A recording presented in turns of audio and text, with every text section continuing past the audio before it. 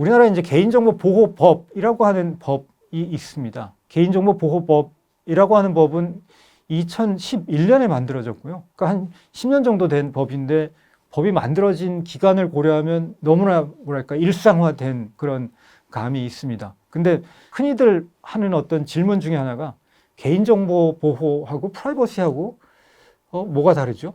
뭐 이런 식의 질문입니다. 프라이버시는 당연히 영어에서 온 뭐 외래어인 셈이고요.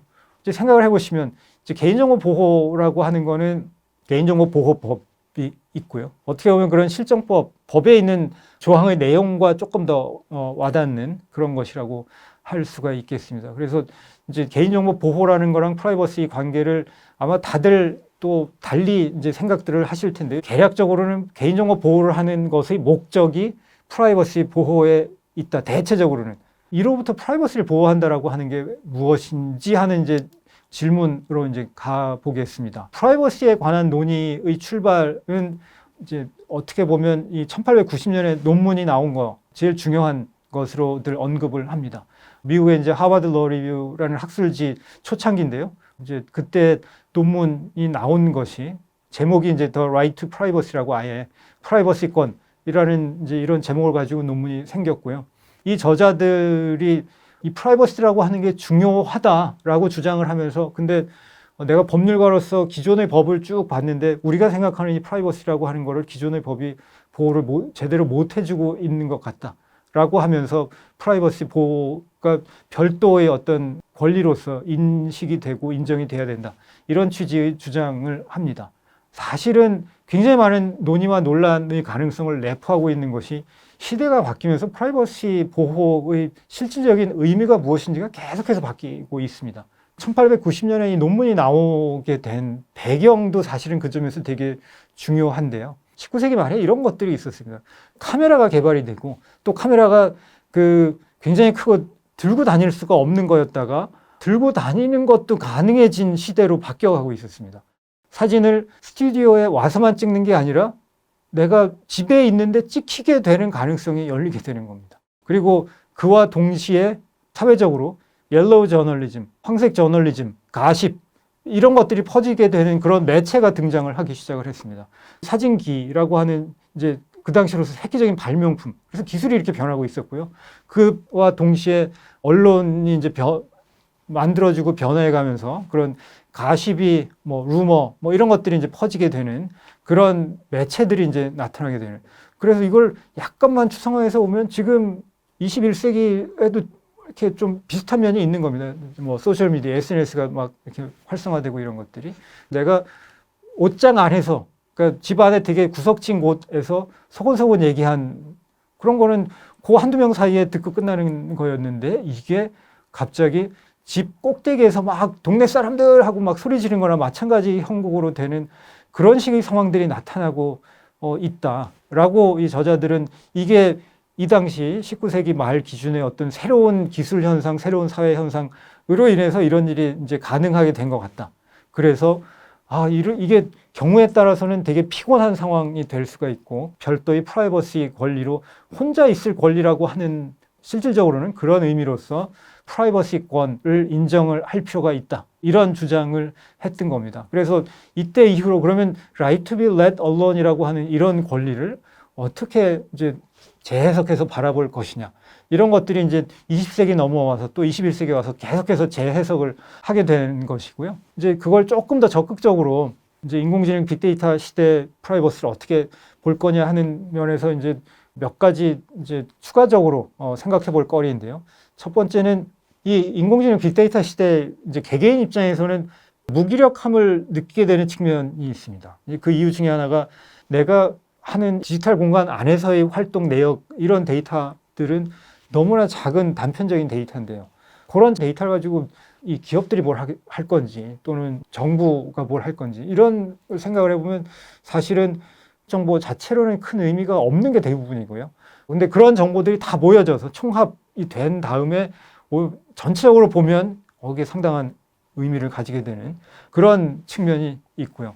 그래서 어떤 식의 큰 그림이 그려질지에 대해서는 개개인 입장에서는 사실은 알기가 어렵고요. 다른 한편 이제 배제라고 표현을 했는데 exclusion이라고 하죠.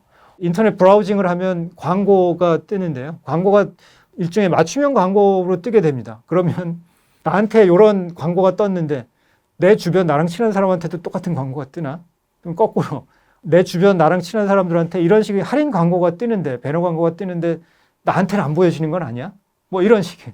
그래서 이 인터넷 공간에서의 나의 활동에 관한 게 나는 뭔가 빠져 있는 거 아니야? 라는 불안감을 줄 때도 있습니다. 그리고 이제 세 번째로 2차적 활용이라고 했는데요. 2차적 활용은 제일 흔하게는 이제 병원에서 생기는 이제 데이터는 대부분은 환자로서 가서 이제 진단을 하고 치료를 받는 목적으로 데이터가 생성이 되는데, 경우에 따라서는 그 데이터가 그 추가적인 분석을 하고 예컨대 신약 개발을 하는데 쓰이는 그런 경우도 있습니다.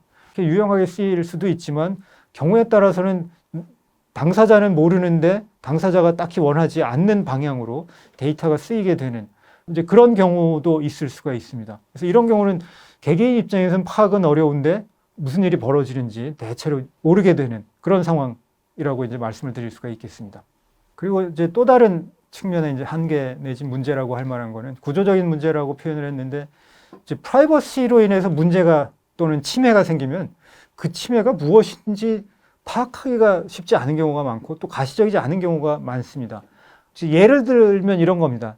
담배 표지 갑에 보면 폐암에 걸릴 수 있다라는 경우가 있고 사진이 있죠. 굉장히 그 보기에 불편한 그런 사진이 있고 내가 담배를 많이 피우면 이런 일이 생길 수 있다는 얘기야? 라고 어떻게 보면 굉장히 그 자극적인 방식으로 경고를 하는 거죠. 근데 프라이버시는 그런 점에서 그런 아주 눈에 띄고 가시적이고 자극적인 이런 침해가 눈에 잘 안 띄입니다. 그러니까 예를 들면 개인정보가 유출이 돼서 어딘가로 흘러갔는데 내 의사랑 상관이 없이 그랬을 때 그 나에 관한 이런 정보로 인해서 내가 정확히 어떤 피해를 입을지 불명확한 경우가 많습니다. 불안감은 이제 대부분의 경우 주관적인 거고 개인 따라 이제 상당한 차이가 있는데, 그게 그래서 더 큰 어떤 피해로 연결이 될지 또는 그 피해가 어떻게 될지에 관해서 알기가 어려운. 그래서 뭐 담배값에 있는 영상 예를 들었습니다만 통계적으로는 뭐 당연히 매년 이제 사망자들이 나오고 하는데, 이제 프라이버시가 침해돼서 그로 인해서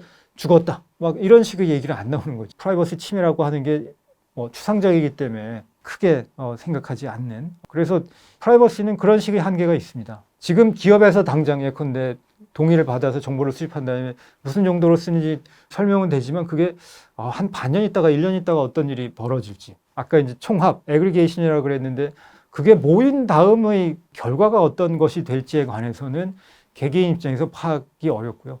그래서 동의자들 포함해서 개인정보를 누가 어떤 기준에 의해서 수집하도록 하는 의사결정을 할 거냐, 당사자한테 맡기는 방식으로 할 거냐, 기업이나 그 정부기관 같이 정보를 직접 모으는 쪽으로 하여금 부담 또는 책임을 지우도록 할 거냐, 또는 그 양쪽이 아닌 제3의 어떤 공공적인 시각을 가지고 뭔가 역할을 누군가 하도록 구도를 만들어야 될 거냐, 뭐 그런 큰 그림상에서는 계속적인 논의와 논쟁이 이제 벌어지고 있는 중입니다. 법적인 차원에서는 개인정보에 관해서 동의를 얻고 이제 수집하는 그런 방식에 대해서 여러 가지 한계가 있고 그걸 또 개선안을 찾아가는 것도 사실은 쉽지 않은 점이 있고, 그래서 지속적으로 고민과 논의가 벌어지고 있는 그런 단계다라고 말씀을 드릴 수가 있겠습니다.